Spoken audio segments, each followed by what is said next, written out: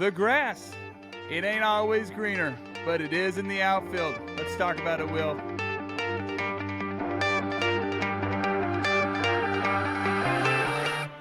What's going on, guys? Welcome to episode 65 of Bringing the Heat. My name's Cody Pyatt. With me, as always, the four-seam fastball of co-host Will Sism.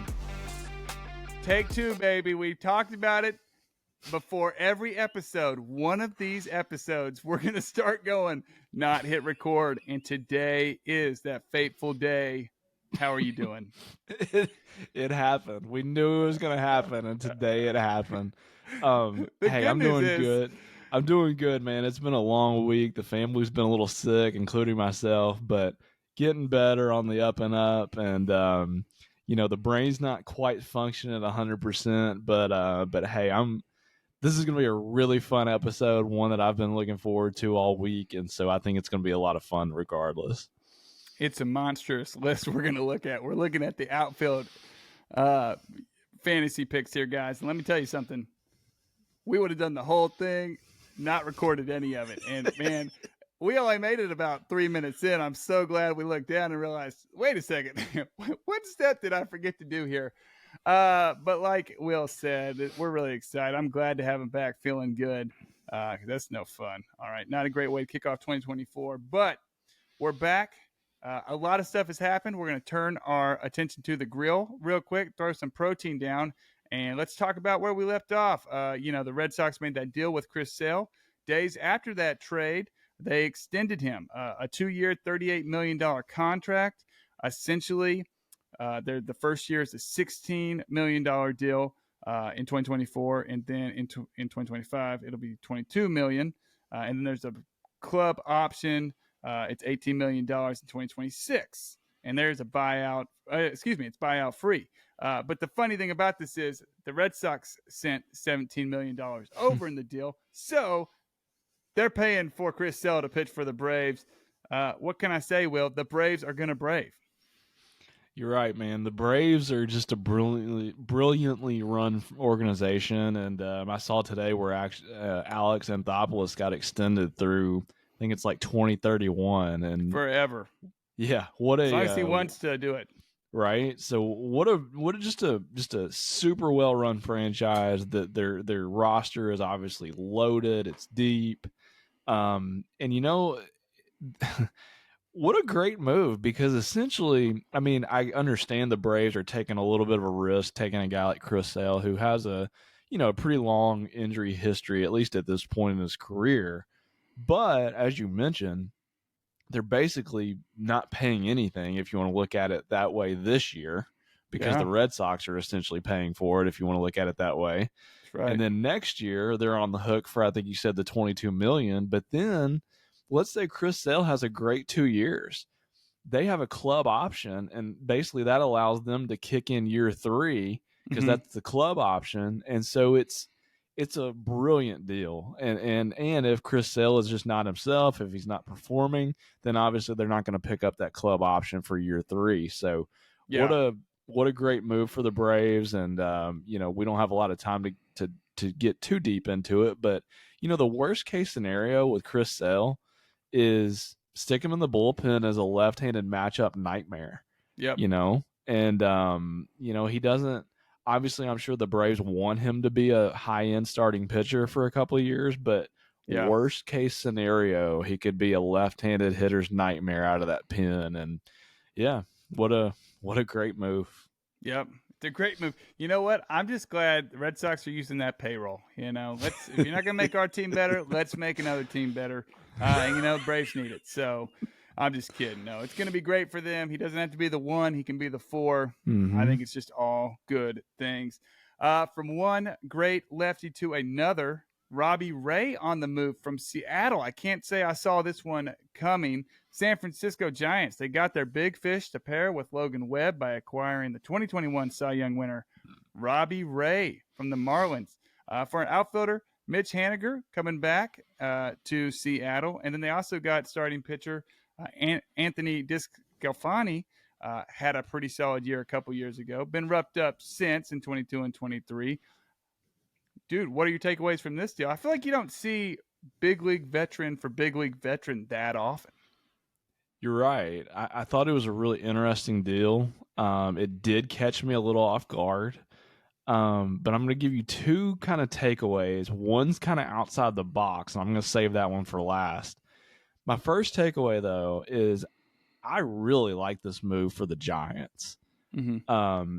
I think the Giants are having a really sneaky good offseason. Obviously, the Dodgers are catching all of the headlines as well as they should with the super team that they're building out there. But, the Giants, I think, are doing exactly what they needed to do. Yeah. They've signed several key pieces in the free agency so far, including getting the Robbie Ray in this trade from Seattle. Mm-hmm. I think it's going to help solidify that rotation. Obviously, they got Logan Webb kind of as their default number one, and then you bring in Robbie Ray. We know he's coming off an injury, but man, you're talking about a guy who, if he's right coming off an injury, I mean, he could he could contend for the league leader in strikeouts, minus Spencer Strider. So Correct. I really like the move for San Francisco. I think this could be an impact player for them, especially if they're a wild card team. Here's the outside of the box thinking, though, from Seattle's point of view. Here we go. All right, Blake Snell is still a free agent. Blake Snell is from Seattle. True. So, could this be a move to help clear a little bit of salary off the books? Yeah. And bring in Blake Snell because maybe he has indicated that he wants to pitch for his hometown club in Seattle. Yeah. And Seattle's like, okay, here's our opportunity to get, the reigning Cy Young Award winner, guy that's a hometown boy. Maybe this is just a move to kind of clear the runway, so to speak, because Seattle's got a great rotation. Yeah. And so maybe this is a move to clear the runway for signing a guy like Blake Snell who maybe really wants to be there. Dude, I have trouble. I wish it would happen because that means the owner's going out and spending money. Mm-hmm. I don't know if Seattle's that team. I know. Jerry DiPoto, he doesn't seem to make a lot of these moves. Everything I'm seeing is, hey, Giants kicked money back in, to the deal to help pay. I wish they'd go out and do it because I think it'd be great for baseball. This team is a couple years, departed from being like the hot young club. And then they brought Robbie Ray in.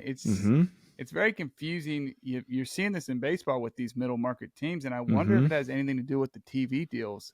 You see teams with guaranteed deals like the Dodgers and Yankees spending big money, and then middling teams like Seattle, Cleveland, trying to cut payroll because they don't know what it's going to look like.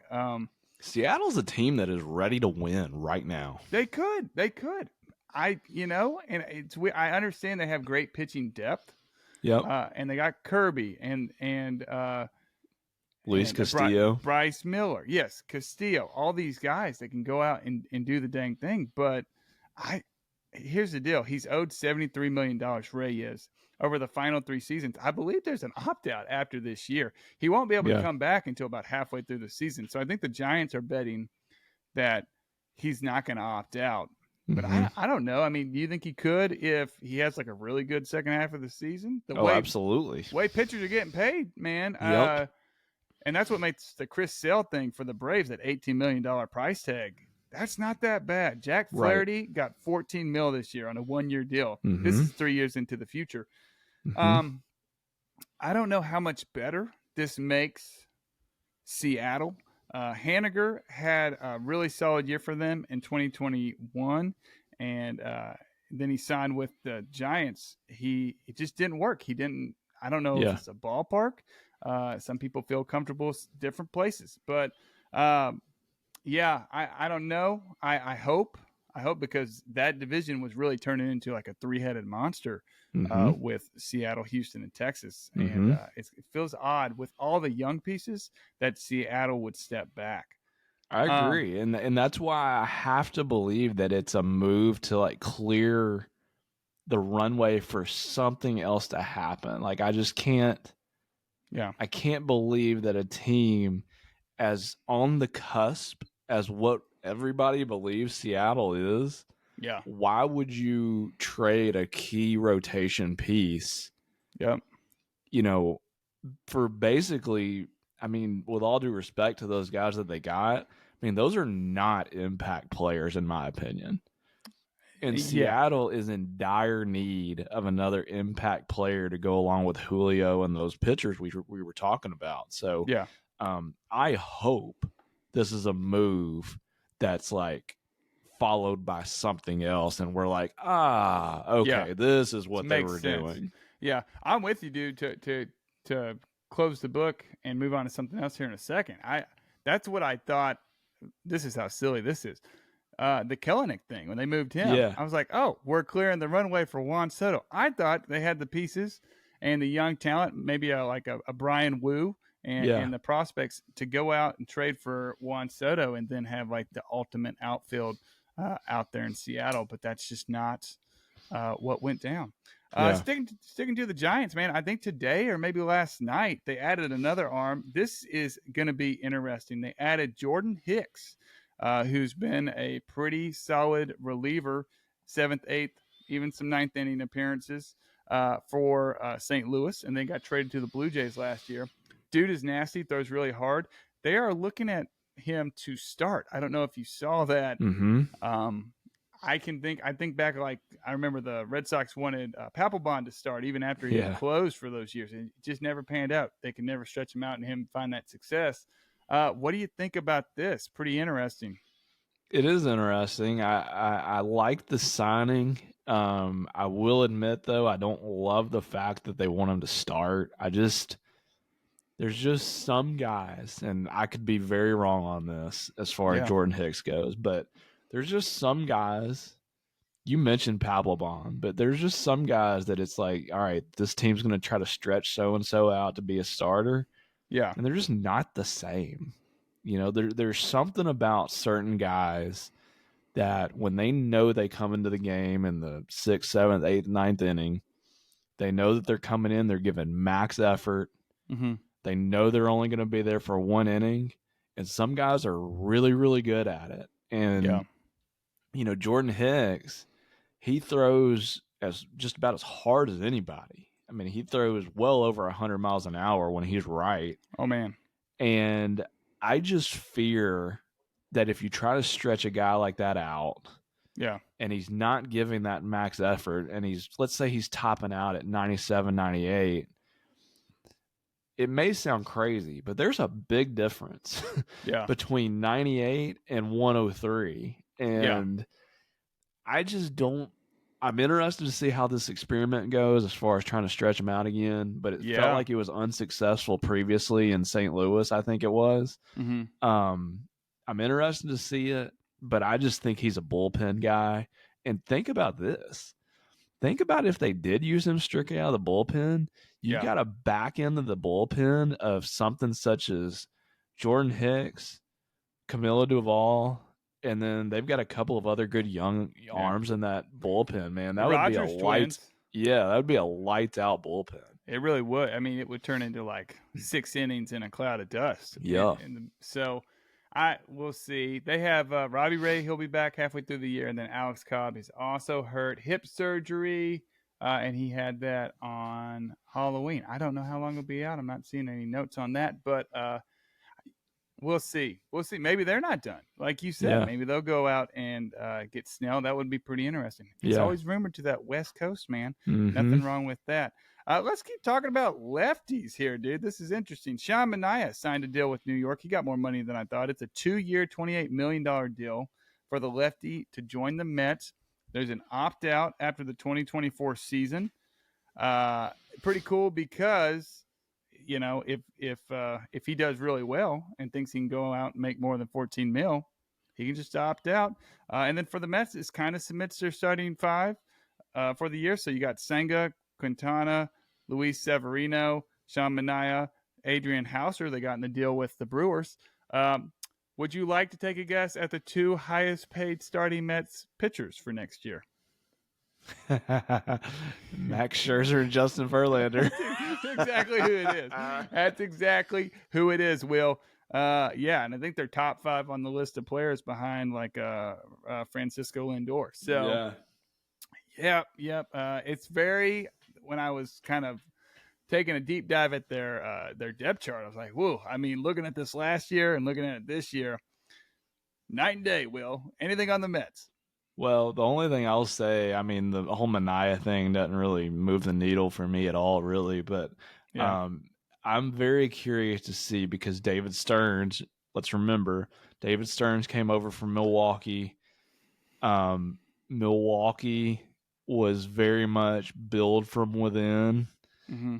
and highly analytical. And it's going to be very interesting to see how David Stearns, coming with that kind of background from Milwaukee, mixes with an owner like Steve Cohen, who's got basically the deepest pockets in the sport. So it's going to be a fascinating, at least for me, it's going to be really fascinating to see how that roster gets built over Yeah. the next, let's say, couple of years, because it feels like, could be totally wrong here, but it feels like 2024 is almost like a reset year for the Mets. I don't have any expectations for the Mets, quite honestly. Yeah. I don't know what's going to happen with Pete Alonso. A lot of people think he's going to get traded at some point.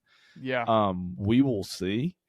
Um, but the Mets are kind of a fascinating team to look at to see where they go from here over the next year or two, because that team as it stands right now, honestly, really does not excite me whatsoever. And so we're going to see what happens. Yeah, I'm trying to find the luxury tax thresholds.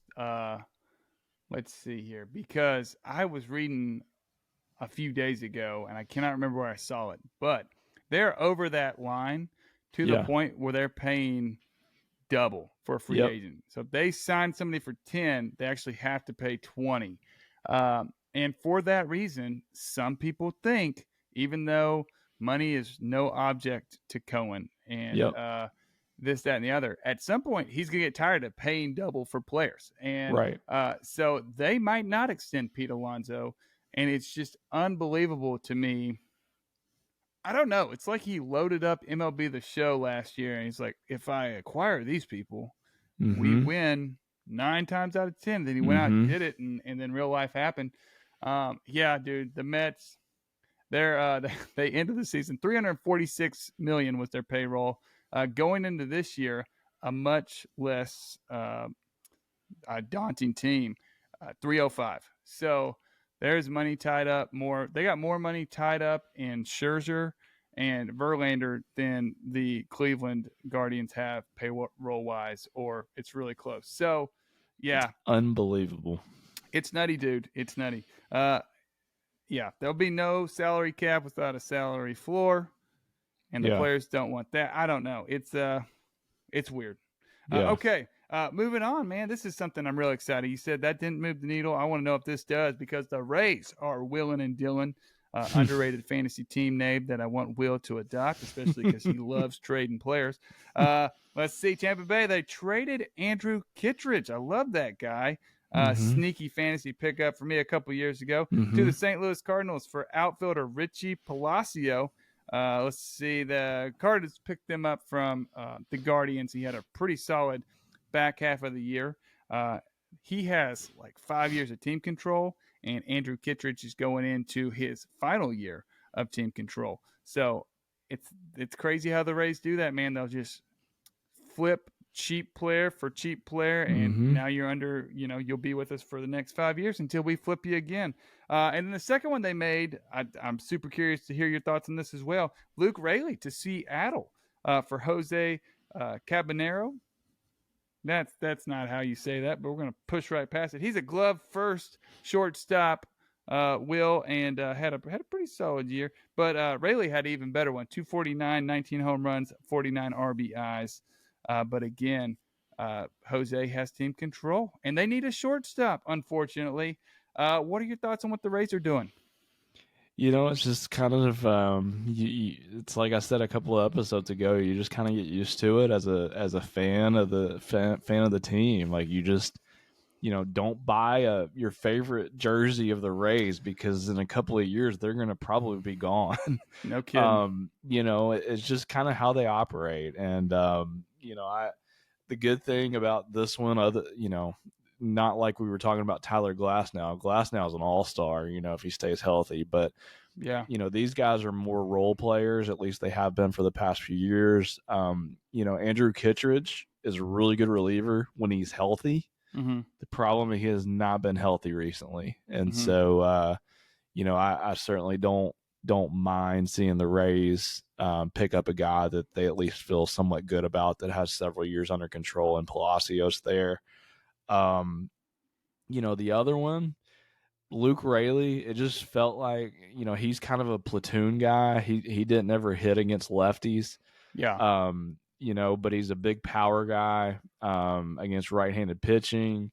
It felt like the Rays kind of got as much out of him as they possibly could, and so I'm sure that they just tried to flip him Mm-hmm. for a position of need, as you mentioned, a shortstop, Mm-hmm. to a team that kind of valued Rayleigh. So, Yeah. again, this is just kind of what the Rays do. If I was another team out there, I'd be very cautious making a trade with the Rays, Yeah. given their track record. But as a fan, I just kind of trust the process. I don't.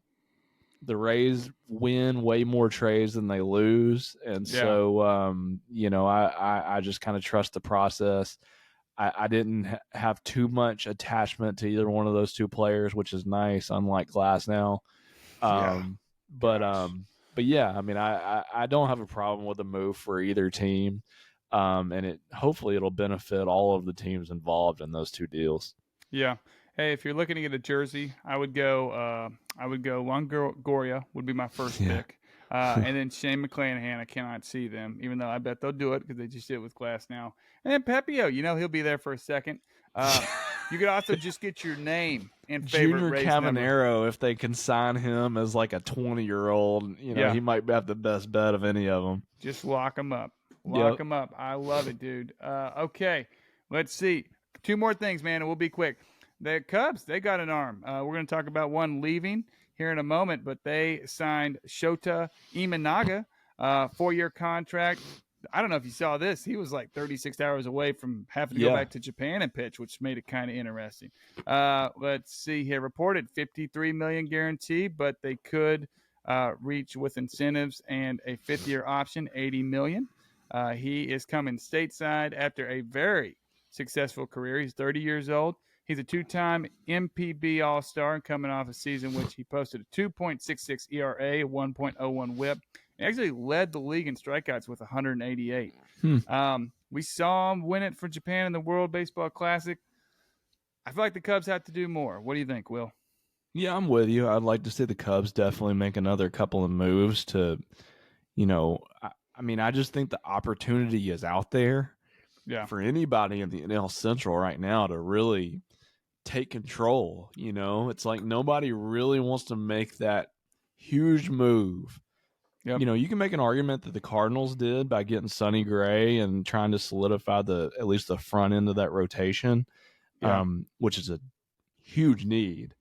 I think at this point the Cardinals might have leaped everybody as the favorite as it stands right now, just because of that. But Yeah. it feels like if the Cubs were to, obviously with this move, if they can re-sign Bellinger, and then if they could somehow get one more impact, either arm or bat, that they could maybe even flip the script again in that division. So I'm with you. I'd like to see the Cubs do a little bit more, but hey, this is a step in the right direction. Obviously, we've never seen this guy pitch in the majors, so Yeah. it's a little bit of an experiment. Yeah. But at least on paper, to go behind a guy like Justin Steele, who's looks like a number one after last year. Yeah. I mean, I like the move. I think it's a solid move, at least on paper. Yep. We'll see. I think they got to do a lot more on the pitching front. They have Steele, Imanaga, Tyone, Hendricks, Wicks, which, dude, Yeah. Professor Kyle Hendricks still doing the dang thing, but Right? he is he's not what he was. And They need a guy with just elite stuff other than Justin Steele. Yeah. Go get Snell. Why not? I mean, Yeah. at least they did something, right? I mean, because prior to this, they'd done nothing. Right. You know the only team that hasn't made a single free agent signing. Have you seen this? Mm-mm. The Marlins. Marlins. There's the only team that haven't done a darn thing this offseason. Okay, last thing, Will. Strosho going to the Yankees. Boy, I didn't actually think this was going to go down. I thought he might be a Red Sox, but here we go. They got some much-needed rotation help Thursday, landing free agent starting pitcher Marcus Stroman on a 2-year, $37 million deal. It reportedly contains a third-year vesting option, pending that he pitches 140 innings. I don't know. Here's what the rotation looks like. Garrett Cole, Carlos Rodon, bounce-back candidate. Marcus Stroman, Nestor Cortez, bounce-back candidate. And then Clark Schmidt. There's your 5 for the Yankees. Are they competing in the AL East? I mean, I think it all depends on what are we getting from Rodon. I really do. Like I feel comfortable in saying as long as Garrett Cole is healthy, I think we know what we're getting out of Garrett Cole at this point. He is a workhorse, number one. He's been the Yankees, aside from Aaron Judge, he has been by far the Yankees' best player the last several years. Yeah. I mean, I do like the Yankees as far as this team. I think Juan Soto, we've talked about it in that previous episode when he got traded, but yeah, I think Juan Soto is a game changer for that lineup. Again, if Carlos Rodon he doesn't have to be a Cy Young contender, but if he can get somewhere close to what he was 2 years ago, man, that if you have a somewhat of a two-headed monster at the top of that rotation with Cole and Rodon, then you've got guys like, as you said, Clark Schmidt and then Nestor, and then obviously they just signed Stroman. I mean, that's not a bad 5 to throw out there. So I like what the Yankees have done overall in the offseason. I know that they really, really wanted Yamamoto, though. That's probably going to hurt for a while, them not getting him as a result of the Dodgers getting him. But, Stroman is, I don't even want to call it a consolation prize, but at least they got a little bit of help there, much needed depth in the rotation. And to answer your question, though, I like them and the Orioles at this point right now in the AL East. Yeah, crazy, dude. I kind of feel like they've kind of jumped the Rays a little bit. On paper, they definitely have. Oh, man. Well, yeah. That's the thing about the Rays, though. Always on paper, they're the underdog. And, I mean, we don't have a ton of time to talk about this, but I'm just curious, at like what point does the Rays magic run out? Like, they weren't flipping, a bench piece for Pepio. That's the last now walking out the door. But I'll be interested to see it play out. The Rays, if you follow the Rays really closely, they have a year about once every 4 or 5 years. There's a down year because they've essentially traded a couple of their stud all-star guys to get to kind of replenish the system, so to speak. And to be honest with you, 2024 kind of feels like that sort of reset year because not only have you traded these guys, but you've got a guy like McClanahan who's out for the year. You've got a guy like Jeffrey Springs who's not going to be ready to come back until probably at least midpoint of the year. So you got a lot of guys not only that have gotten traded, high impact players, but also guys who are injured that are high impact players. So this just realistically feels like that once in every 4 or 5 years for the Rays to where they just kind of, middle of the division, get more assets at the trade deadline, and then, hey, let's re-gear for 2025 and beyond. I feel like that's kind of this year for the Rays. Yeah. See what you have in those pitchers that are coming back, too. Yes. I think, yeah. Shane Baz. Yeah. Oh, Taj Bradley. Dude, I'm getting jazzed for opening day. It's going to be fun to see, though, because, dude, I'm telling you, I'm not just being a homer here. That organization is loaded from top to bottom in talent. The Rays will be fine, I promise you, but I don't think 2024 is going to be quite the year that they've had over the past couple of years. Yeah. Well, I'm rooting for him because I don't got anything to root for, personally in the Red Sox camp. Hey, you know what? I think everybody who came to listen for some outfield names Outfield. they're rooting for us to get to it. And boy, is it a list! I mean, we're talking 52 names here, people, and I could have kept going, slapping them on this spreadsheet. But Yep. I'm like, I got to work at some point, So we gotta end the list. I had to pick a name and end it. So let's do it, man. We got our blue chips.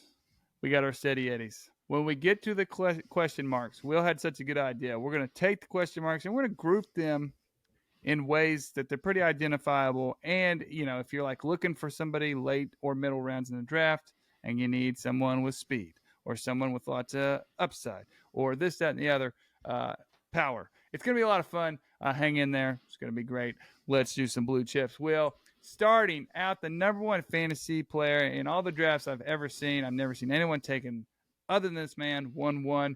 Ronald Acuna Jr., 26 years young now. Man, what a year he had. Number 2 on our list, Julio Rodriguez, the 23-year-old superstar. There's that man again, number 3, Mookie Betts. Corbin Carroll is number 4, and then Fernando Tatis Jr., Gold Glover. What a stud. No fantasy points for that, but he's number 5. Top 5, dude. Well-rounded, huh? Golly, what a top 5. I mean, I'm trying to think of who else. Like, who. This could be your 5, this top 5 in your draft. I was draft. just about to say, you could make a very strong argument that you could have these guys go the first 5 off the board in most drafts if you don't count Bobby Witt. Yeah. Who else am I missing? There's got to be somebody else. But Strider, I've seen Strider go early. Really, top 5? Oh man, yeah, inside the top 5 in like points leagues. Wow. Okay. There's let's see, but the majority of them I've seen Acuna, Rodriguez, and then Carroll. Yeah. Go. Yeah. Just for the youth factor of it all. Yeah. But no. Yeah. But those yeah, are 5 man. studs. I mean, these guys, man. I mean, you talk about just off the charts talent. Starting with number 1 in Acuna, I cannot think of a year, and I've been doing fantasy baseball for a long time now. I can't think of a year other than a couple of years of Mike Trout when he was like mid-20s age-wise, to where you've had more of just a slam dunk number 1 overall pick. I mean, if you draw the number 1 pick this year, you do not even have to think. I mean, my gosh, do not even hesitate. Don't even entertain any other thoughts other than Ronald Acuna Jr. Yeah. I mean, this guy is in another stratosphere, and he is. It feels like one of those guys, at least for me, that he's been around for a while. But my gosh, he's only 26. I know. So if you get the number 1 pick, man, just give a little prayer of thanks and enjoy the ride. Yeah. After him, though, is where it gets really fun because, if you've got the number 2 or 3 pick and you've got guys like Julio and Mookie, Corbin Carroll, Tatis sitting there, it's like, all right, which one of these guys do I just like the best? Do I like Mookie Betts because I know exactly what I'm going to get? He plays in the all-star team known as the Los Angeles Dodgers. Yeah. Production across every single category you could ask for. Or do you want a guy like Julio Rodriguez who he's like one of the few guys that could rival the stats that Acuna puts up. Like, he's got that kind of otherworldly talent. And what is Corbin Carroll going to morph into? Obviously, last year he established himself as a young superstar in the sport. The question with Corbin Carroll is he going to continue to elevate his game to where we talk about him in the same breath as Acuna, Julio, kind of like what we're starting to now? Yeah. Or is 2024 going to be a year to where he just either plateaus or even drops a little bit and we're like, he's a great player. Yeah. He's more of a fringe first, second round guy instead of a top 3 or 4 guy. That's what 2024 is for Corbin Carroll. And then a guy like Tatis, like, what are we going to get? Are we going to get a guy who is dedicated? Is he going to become the leader of the Padres now? Yeah. Is he going to be able to stay on the field? If the answer is yes, then we're probably getting a steal at 6 or 7. For sure. Or the problem with Tatis, though, is he's probably got the lowest floor of any of these guys just because the injuries have been there in the past. Yeah. And we still don't quite know if between the ears, if he's going to be able to hold it together for a full year. So, that's kind of my overall thoughts on the top 5. What do you think? Yeah. No, I love it, dude. I think you're right. We kind of talked about it a bit off air, but these are just guys that are going to help you. If you're in a roto league, I mean, just 1 through 5 categories. These are people who are going to help you in every category. I think you're right on about Tatis. The injury thing's always going to be an issue. He had a pretty down second half, something a lot of people don't know. He batted like 220 the last couple months, and the pop just wasn't there.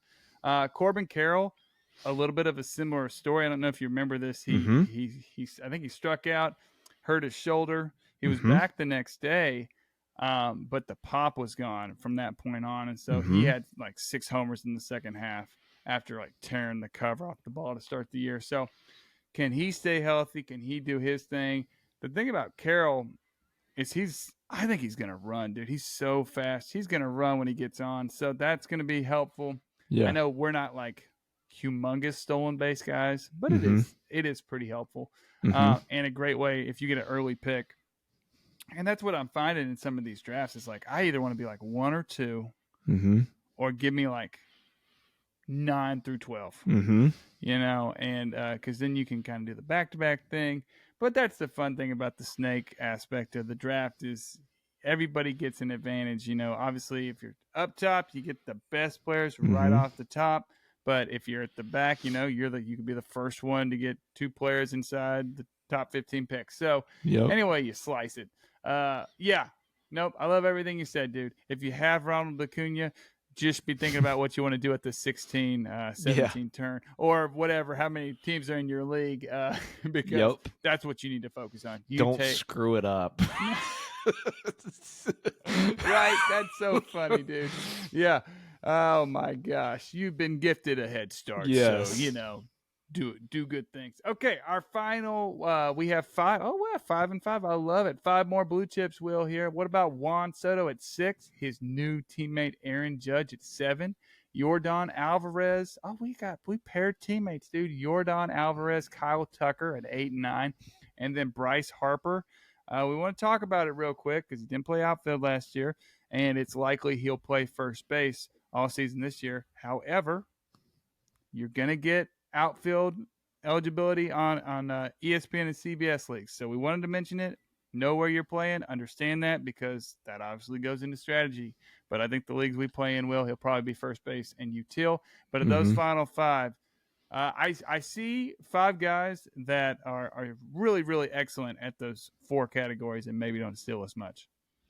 You're exactly right. I mean, honestly, the only reason why these guys will go in most drafts will go below those top 5 guys is just purely because of the lack of stolen bases compared to those top guys. Yeah. Tucker's still going to run. I kind of fibbed on Tucker there. He has 30 bags, so he's the only exception. The only reason why I've got Tucker as low as I did because he ghosted us in the playoffs last year, and I can't quite get over it. Yeah. Tucker. We were talking about this too, Cody, before the show. Tucker is one of those guys. Honestly, though, I think. Don't get me wrong. I think Kyle Tucker's a great player. I really do. But he's a better fantasy player than he is even real life player. And he's a great real life player, but he's an even better fantasy player because he gives you everything that you need to be an elite producer in fantasy. And so I call him the anti-Adley Rutschman because I think Adley Rutschman's an even better real life player than he is fantasy, but Tucker's a little bit of the opposite. But anyways, these guys, regardless, these guys who are 6 through 10 on our list here, man, if you happen to get one or 2 of these guys, man, you have got some absolute studs. I think Juan Soto is going to start approaching those numbers that he did in Washington now that he's in a Yankees uniform again. I think Aaron Judge is only going to benefit from having him in the lineup as well. I think he's going to have a big year as long as he's healthy. You know, and we talked about those Astros, or at least Tucker. He's always going to be great, at least in the regular season. I'm sure he's very motivated if they get back to the postseason to reverse what happened last year. But Tucker's going to be awesome in the regular season. Jordan, as long as he's healthy, he is a perennial MVP candidate. That's right. You know, and Bubble the question with him is, can he stay on the field? Because he always gets a couple of nicks. Yeah. Always. Bubble wrap his hands and knees and feet, please. Yes. And so, you know, just keep that in mind. That's honestly the only reason on my list that he's at number 8. Yeah. Is just a little bit of an injury concern. And then Bryce Harper at 10. This honestly might be too low. Yeah. But last year it took him a little while. Remember, he was coming off of Tommy John. Took him a while to get the power back. But man, in the playoffs, started looking like Bryce Harper again. And so that's why I say he could be too low on this list. Bryce Harper, man, he is a stud. Yeah. And that Phillies lineup is still loaded. Yep. And so if you're able to get Bryce Harper anywhere close to 9, 10, 11th outfielder off the board, if he is indeed eligible at outfield, that is a steal more than likely. Oh, for sure. Yeah, he just rakes, man. He's awesome. Moving on, we got kind of a truncated Steady Eddie list here. We got 5 names here. And then we got a bunch of micro lists. I love these little baby lists, dude. It's awesome. We had a great time putting them together. We'll talk about it in a second. Steady Eddie's Luis Robert. He's number 11 on our list. That's Will's kryptonite. Michael Harris. He was like the I don't know. He was like a yo-yo I couldn't get rid of. I'd fling him out there and he'd come back to me. He was on all my teams. I think he ended up on all my teams. This is a true statement. It's America. crazy, man. I was like, I'm not going to draft him. But I was like, I can't not draft him now. Yeah. Let's see. Cody Bellinger, number 13 on our list. Adolis Garcia, Randy Arozarena. That is the all Cardinals sad fest duo right there. We got 5. We got 5 really solid outfielders here, huh? Really are. I mean, and I think this is a really interesting list because, you know, as you know very well, and all of our listeners out there that listen to us consistently, like, this is a bigger blue chip list than most of the positions. Yeah. You know, I think this shows you the absolute elite talent at the very top and outfield. Yep. But this is starting to show you a little bit of lack of, I don't want to say lack of depth, but like lack of high-end depth at this position, because we've only got 5 guys that we really feel good about putting Steady Eddies. And normally that list is a little bit longer, even in the infield position. So, correct. So yeah, as far as the names on this list, though, you know, Luis Robert, he's got all the talent in the world. I mean, this guy, I wouldn't be the least bit shocked if he hit 45 to 50 home runs, honestly. Yeah. There's a couple of problems, though. Number one, he plays for the White Sox. Yeah. We know how much we rag on the White Sox, and I think for good reason on this show. I'll leave it at that for now. And then the other problem with Luis Robert, there's 2. He also gets injured fairly frequently, at least in his past. The Stanton thing going on. He's too muscular for his own good. Yeah, so a little bit of injury concern for sure. And then he strikes out a lot. And he will walk at all. He will go through, yes, he does not walk. But he will go through stretches to where he will hit there will be 5 or 6 games in a row where he'll hit a home run. He'll also go through a stretch to where he literally won't touch the ball for about 3 or 4 games. So, you know, proceed how you will with Luis Robert. The guy's got MVP talent, but I just don't know if he'll quite ever piece it all together, but we'll see. Yeah. But nevertheless, he's going to give you good numbers as long as he's healthy. And then those other guys, there's a lot to like about these other guys. Michael Harris plays in an unbelievable lineup. I was talking to you before the show, Cody. I can go a little bit either way on Michael Harris. I don't know if he's ready to take that next step that I think we all want him to take. I don't Yeah. know if he's going to or not, Yeah. but I also could see him taking a step back as well. So I don't know honestly where to land on Michael Harris. I feel like as a result, I probably won't draft him just because other people will like him more than I do. Yeah. But there is a lot to like there if you like Michael Harris and his talent. Cody Bellinger, I'm anxious to see where he signs. I think if he re-signs with the Cubs, I think that's a really good move for him. Yeah. And then Adolis Garcia, man, getting a guy with his kind of power and RBI capabilities at the 14th or 15th outfielder, man, that's value right there, in my opinion. The question is the average a little bit. And then Randy Rosarina, you're looking at a guy here that could easily go 30-30, and he's our 15th outfielder on the board. So look for him to potentially bounce back this year, and we'll also have to see kind of what that Rays lineup looks like as well. That's true. Yeah, man. He is if you play in like a postseason league, he's got to be your first overall. Right. Him and Seager are like 1 and 2 in postseason leagues because he's a stud.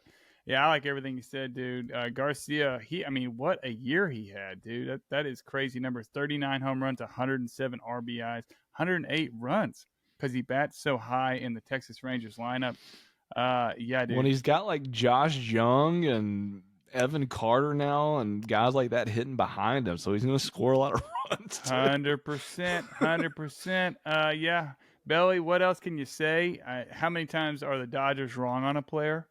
As far as not often. He's out to prove that he's back, baby, and I like that for him. Michael Harris, I said it before we hit record, dude. I think I'm back on the Harris train. I just like the tools. Yeah, we'll see how he starts out. He's got to be getting more comfortable. He's only 22. Yeah, but you're right. You have to pay a premium price.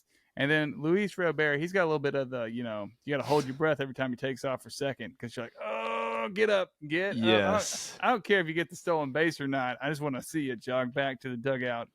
Or get up, dude. Because the upside with Luis Robert, though, man, it is hard to pass up. If you watch that guy play, you're like, holy smokes, this guy could be amazing. Yeah. Yep. Oh, he's awesome, dude. And I don't know what the White Sox are going to do, but he is everybody I hear talk about the White Sox like, let's just get rid of everybody but Robert. And so I think that says something. That speaks volumes. Yes.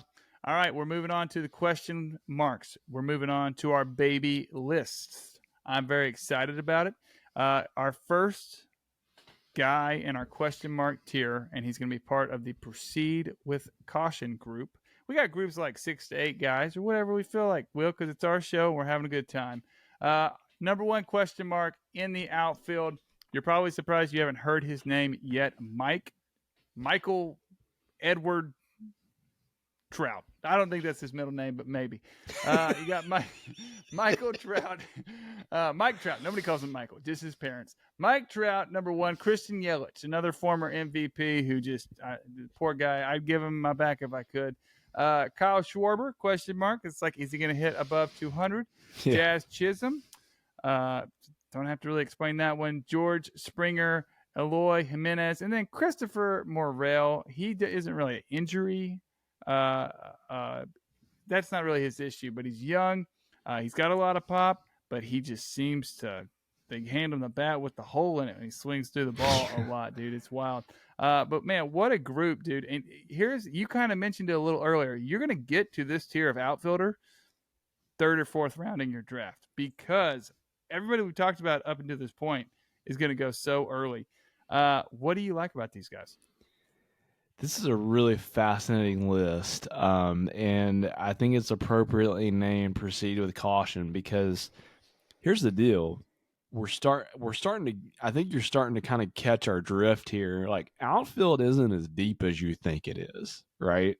And keep in mind, every single person in your draft, if you're in an 8-team league, a 10-team league, 12, 14, whatever, everybody in the draft is going to pick a minimum of 4 outfielders because you're going to have 3 starters minimum plus you're going to get a backup, pretty much in all leagues. So you multiply 4 times 12 if you're in a 12-team league, Mm-hmm. well, that's 48 guys, Mm-hmm. right? Mm-hmm. And that's conservative. Most guys are going to pick more than that. So basically what I'm getting at is outfield is not near as deep as you think it is on the fringe. And you're going to get to guys very early in the draft, 3rd, 4th, 5th round, and you're going to see a guy like Mike Trout on the board, and you're like, why is he still on the board? Well, here's why. Yeah. So he's 32 now. He's coming off of major injuries these past couple of years. These aren't just, I pulled an oblique muscle last year. These are chronic back will never yes. be the same kind of injuries. Yeah. Like these are major injuries. And so I think maybe aside from the injuries, the most alarming thing though last year with Mike Trout is he didn't look like himself even when he was quote unquote healthy. Yeah.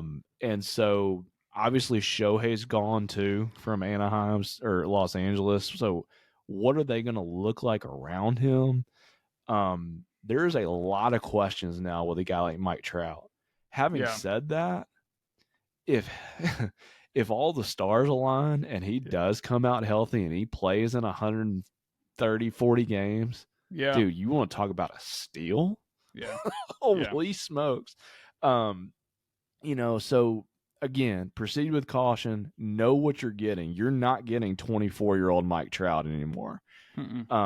Same thing. I basically ditto with Christian Yelich. You're not getting MVP Christian Yelich anymore. I think that ship has sailed. Yeah. But could you be getting a better player than what he's shown the past couple of years? Potentially, yes. Yeah. Could you also be getting a guy that goes on the injured list for more than half the year? Yes. Yeah.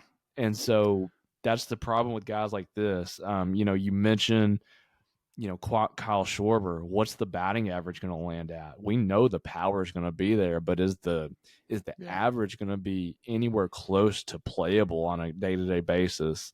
And then just lump all the rest of these guys together. Jazz Chisholm, George Springer, Eloy Jimenez. Man, the question with those guys, it's not talent.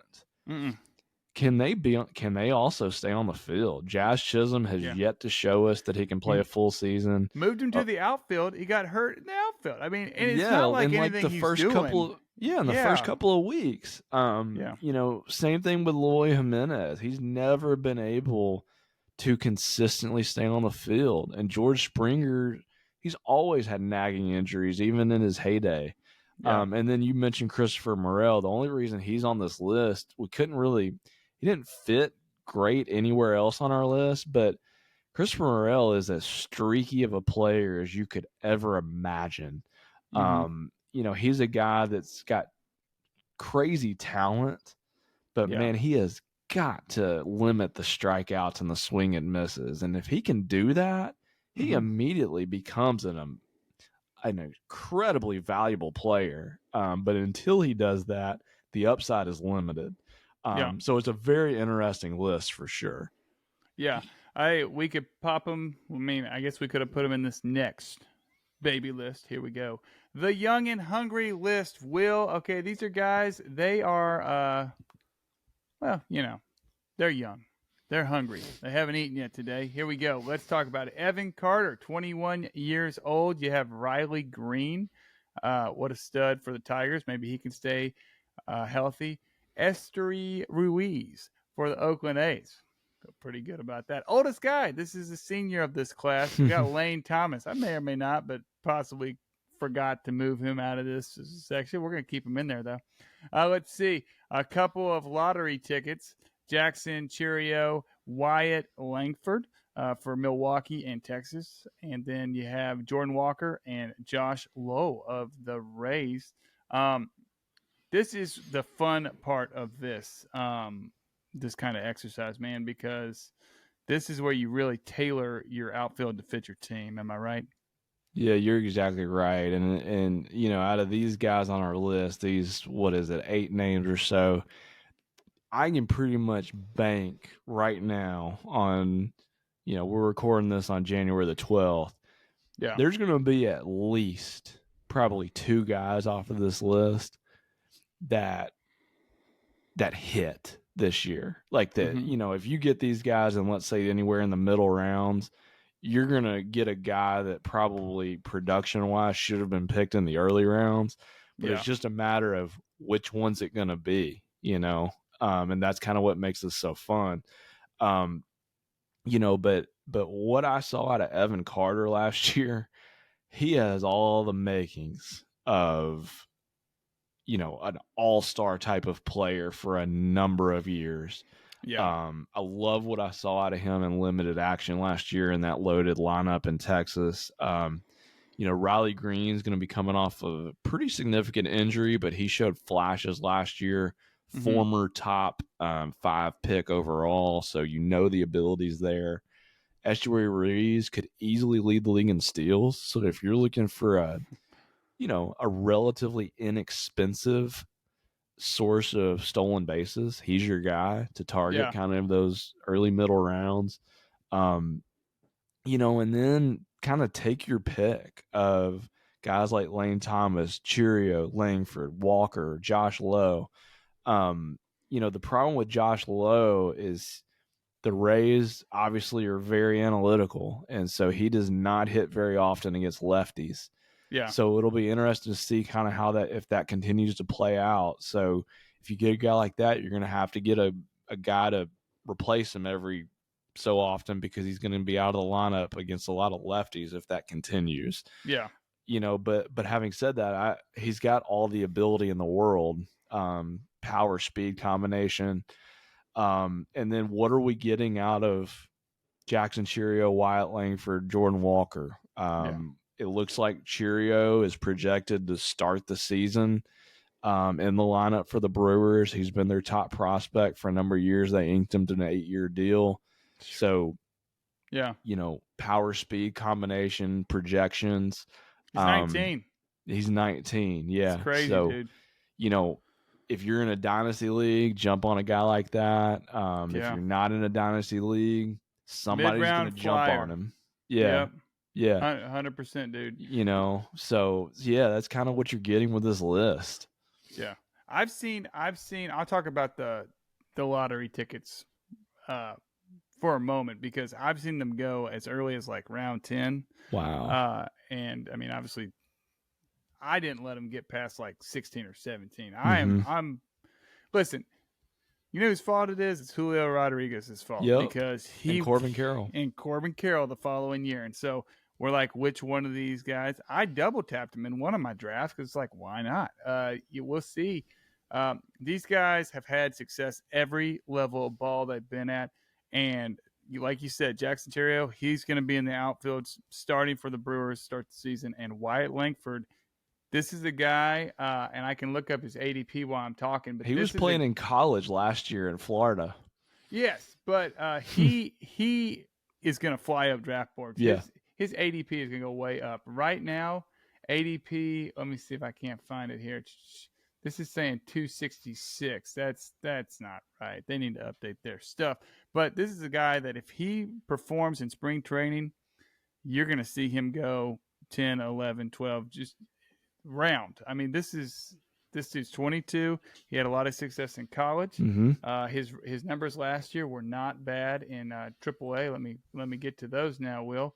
While you're doing that, I just want to mention real quick because we didn't put him on our list, but another guy who fits this same mold as Wyatt Langford is Dylan Cruz.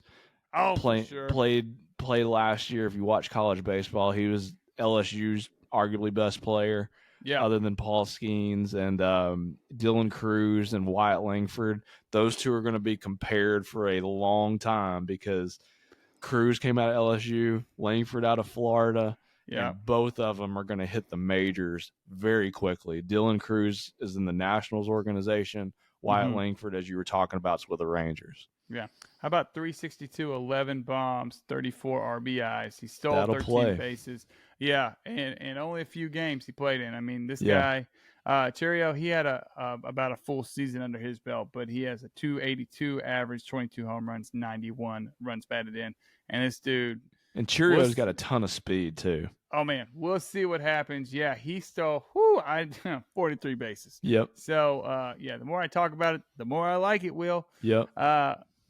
Things I like. Let's move on.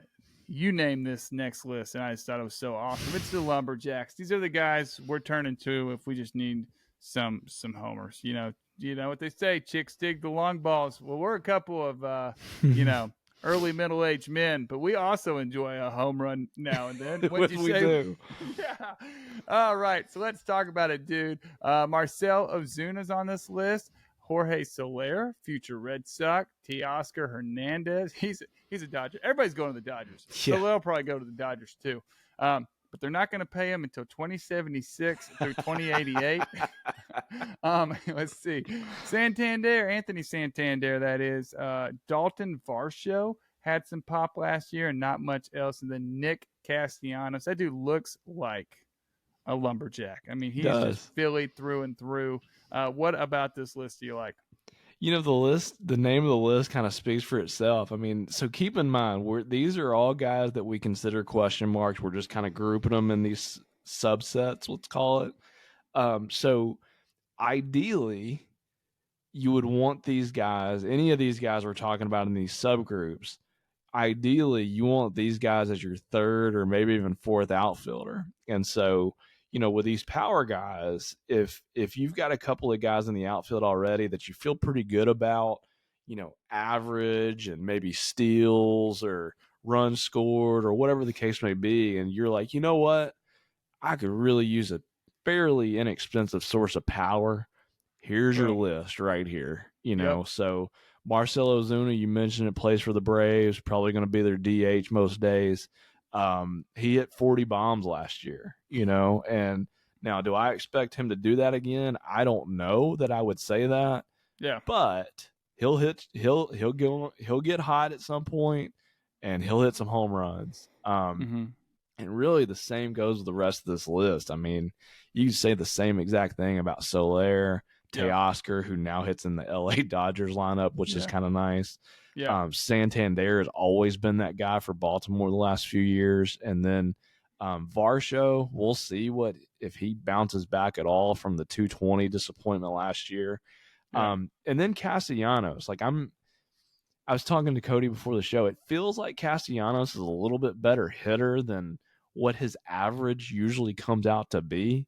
Yeah. But at this point, it kind of is what it is. Like he hits it. The good news is he hits in a great lineup in Philadelphia. Yeah. He's going to have a lot of opportunities to drive runs in. He's going to hit for power. So, come middle rounds, he's a solid value pick in my opinion. Yeah. Dude, of these guys, I feel like the pop that I think you can most likely, and it's funny because I don't really know where he's going to go, but I like Soler, man. I think Hernandez is going to go and try and do basically what JD Martinez did in LA. Santander, solid, like you said. And yeah, dude, that's a fun list. And I like it. And that's where you're going to see him. It's kind of like middle, late rounds in your draft. And just like you said, go out and grab a third, fourth, 5 outfielder league people. We're talking to you. I mean, we'll run through this list, and you'll be grabbing people who aren't on this list in 5 outfielder leagues, just with bench spots and whatnot. So it goes by fast. But hey, if you need some pop, these are the guys. Of course, then again, you get into that Cody, Kyle Schwarber song and dance where you bench him and he hits home runs. But we're not talking about that right now, Will. We're talking about go out and get these lumberjacks. They'll keep you warm because they chop the firewood. Okay, here we go, Will. Road runners. All right, these guys, I don't think I need to explain this one. The name speaks for itself. They'll steal a bag or two. TJ Friedel, Nolan Jones for the Rockies. Look out for him. Stephen Kwan. Let's see. Tyro Estrada. Cedric Mullins, and then Chas McCormick. Boy, we need a bounce back for Mullins. Hardcore, Will. Boy, you're looking for speed on the bags. I got you some names. What do you like? This is absolutely the appropriate roadrunner list here. I mean, these are guys, again, these should be your third, fourth outfielders, bench outfielders, except for maybe a guy like Nolan Jones. I think Nolan Jones, if you want a guy with a lot of upside, Yeah. that you could, nab in the middle rounds of most drafts. Playing in Colorado, remember that. A guy that I think, based on what we saw last year, has 30-30 potential, let's say. Yeah. This is I agree. this is a guy that I think out of all the names on this list, I think he's gonna, unless I'm very surprised, will go a lot higher than the rest of the names on our list here. Yeah. Watch for a guy like Nolan Jones, and if you want to put him, 15 to 20 range of all outfielders, man, I'm right there with you.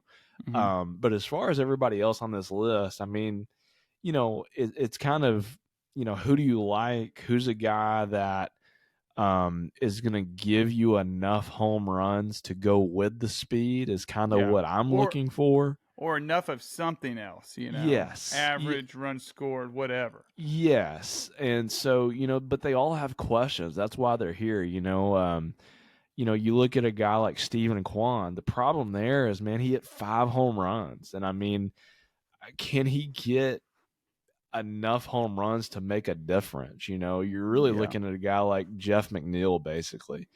Yeah. And so, that's the story there. I want to like guys like Cedric Mullins, but man, he hit 230 something last year. That's tough. Yeah. Surely he'll bounce back. And then a guy like Chas McCormick, man, when he plays, he's really good, but Yeah. sometimes it feels like he's the odd man out for whatever reason in Houston. Yeah. And so can a guy like that get in the lineup consistently? And so, all of these guys have their own questions. And then Tyro Estrada, I really like him. Hmm. I think he's going to be more of a source of speed than he is power. But Hmm. again, if you're getting him as your last outfielder, I think it's a really good value pick. So that's Yeah. just kind of where I land with most of these guys. Yeah. I'm with you. I think top 3 on this list is probably Jones, Friedel, and McCormick, just because Dusty's gone. I remember Dusty Baker having that thing about, he's not a big boy yet. I just thought that is a weird thing to say, because at that time he was their most consistent hitter. Yeah. So let's he kind of broke out last year. Let's see it again. Yeah, dude. Friedel he's another reason to watch the exciting Reds, and then Nolan Jones. There you go, Rockies fan. We talked about you. Here's we got our lone Rocky on this list. Is he the franchise for Colorado? Dude, I don't. Todd Helton. Just like the Rays jersey thing. Go get a Todd Helton jersey and just wear it and appreciate the beautiful ballpark you're in. But maybe, I think it would be risk to buy a jersey. Yeah. Especially with the last name like Jones. No offense to the name Jones, but it doesn't really stick out like I don't know, Yoshida, like we're fixing to talk about. So they're gonna be like, which Jones? And you're just be like Nolan, and they're like, oh yeah, he was good. Yeah. He had a lot of home runs that year. We got dead last by 40 games. Right. So, hey, last bit of our list, guys. If you're hanging with us, we sure love you, because we're almost to the 1 hour and 10-minute mark. But man, this is important stuff now. Okay, these are the jack of all trades. Okay, you can say master of none, but they are professional baseball players, and so I'm not gonna hate on them. They're doing a great job. Here we go. Brian Reynolds, big list. Will, I'm ripping them, baby. Yep. Brian Reynolds, Masataka Yoshida, Josh Neller, Spencer Steer, Seiya Suzuki, Ian Happ, James Outman, Brandon Nimmo, Kerry Carpenter, Lourdes Gurriel Jr. What do you think, buddy? Man, I actually really like several of these guys on this list. These are guys that, just with the way what history has shown us with these guys, they're not going to be necessarily elite across the board, but they're going to be solid for the most part in, 3, 4, 5 categories. I think a perfect guy to lead off this list is Brian Reynolds. Some people out there think that Brian Reynolds is borderline elite or gonna be elite. I'm not quite there with a guy like him. I think he's a really good player. I wouldn't call him elite, but if he's your third outfielder, man, you've probably got a really good squad. So he's a perfect guy, I think, to lead off this list. Not going to really hurt you in much of anything. Going to help you in most categories. Same thing really across the board. Yoshida, Josh Naylor. I really like Spencer Steer. Yeah. I think Spencer Steer is going to play mostly outfield for the Reds, just the way that roster is shaken out. Yeah. So that'll be interesting to see, like, follow him in spring training, make sure he's getting a spot somewhere. Yeah. But I think he's going to play outfield for Cincinnati, just given all the young infielders that they have. But I really like Spencer Steer. Hmm. Um, and then the rest of those guys, can James Outman, can he take a step forward? Last year was basically his rookie year. So, Yeah. and I know the Dodgers are very high on him. So keep an eye on guys like that. He's got power speed combination. Same thing with Ian Happ, been doing it a while, but you kind of know what you're getting. Solid power, some steals. Yeah. And then, keep your eye on a guy like Kerry Carpenter. He kind of, in a way, broke out last year for Detroit. I don't think anybody had heard of him going into the last year, and Yeah. he became a very relevant player, not only for the Tigers, but in fantasy circles. So this is a really interesting list. Again, if you're able to land one or two of these guys as your third and fourth outfielders, you're probably in a pretty good spot with the position.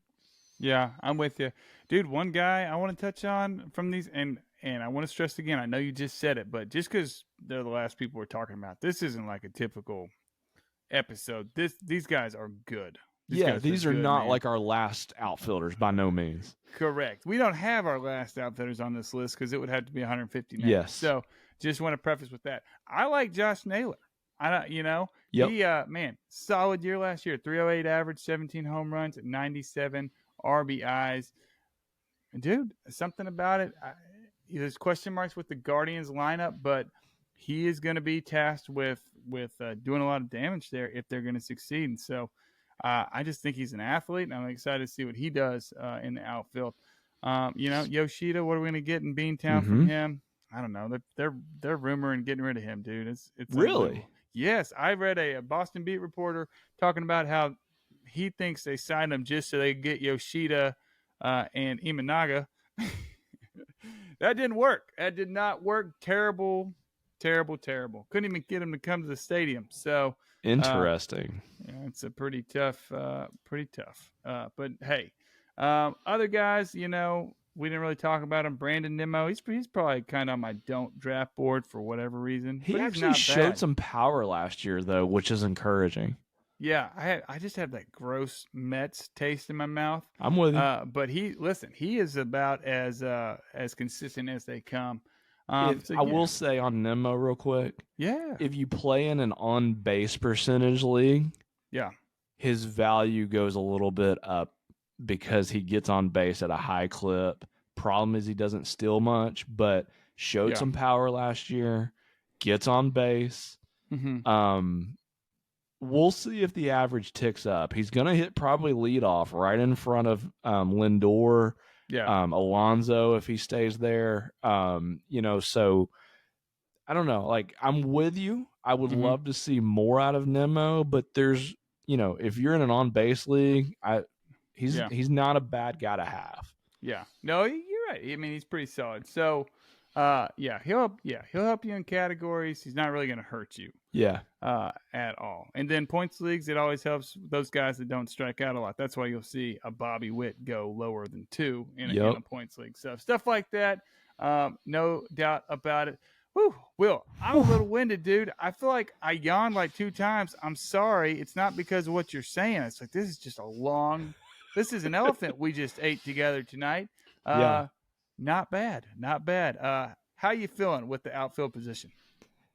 Man, I tell you what, the outfield's definitely got a little bit of everything. And again, like what you said, we only hit on just over 50 guys. Like, there's more than that that are going to get drafted in many, many leagues. So, but here's my thing.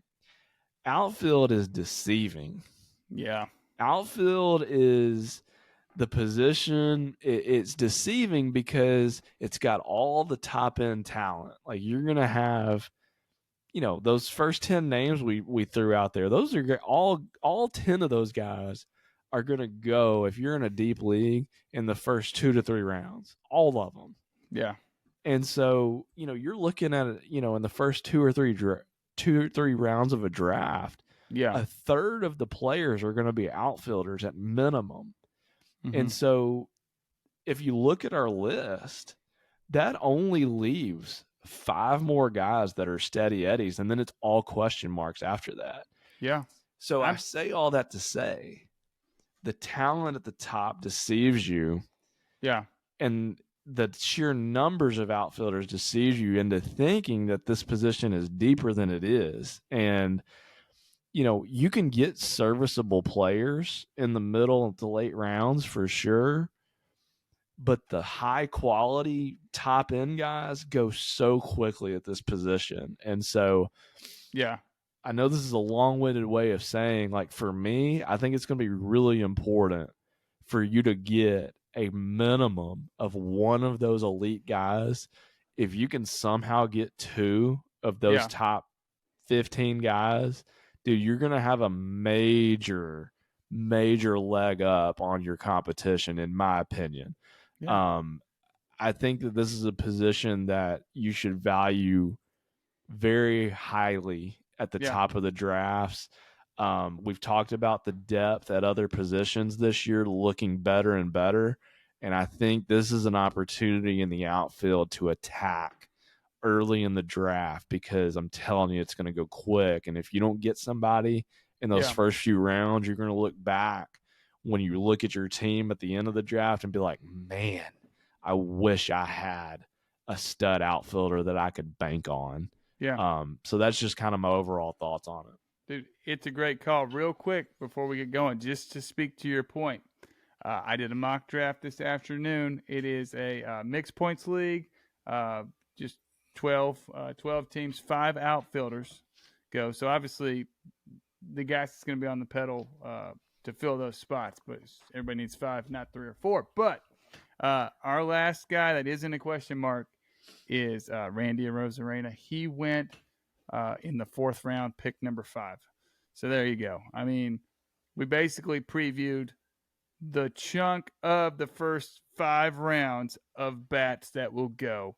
And then you get to looking at question marks and people who you're going to feel kind of drafting them. But if you don't and wait until it comes to you again in the draft, you're going to be like, well, this is even worse than Lars Nootbaar, you know? And, you know, maybe I should have got on the Lars Bar train. So it's going to be interesting. It's going to be interesting to see how these young guns, the young and hungry pups, you know, after spring training, you know, how high are they going to go up, or maybe even down? Who knows, dude? But it's going to be fun, man. I cannot wait for baseball season. Anything before we hit the bricks, dude? I don't think so, man. Let's let these mics cool off for a while. I gotta like go downstairs. It's hot in this room, dude. Hey, we really appreciate you. If you made it this far, I love you, Mom, and because I think that's probably it. And Claire, of course. Hey, we love you guys so much, and thank you for listening always. We're just rooting for the Sism family get feeling good here in 2024. It's going to be great. But in the meantime, if you want to check us out on YouTube, it is Bringing the Heat, and then it'll be in the bottom of the description as well. If you made it to this podcast, so that's very exciting. Say hi, make our days at BTH_Cody and at Will Sism on X or Twitter. But until next time, thank you for listening to episode 65 of Bringing the Heat.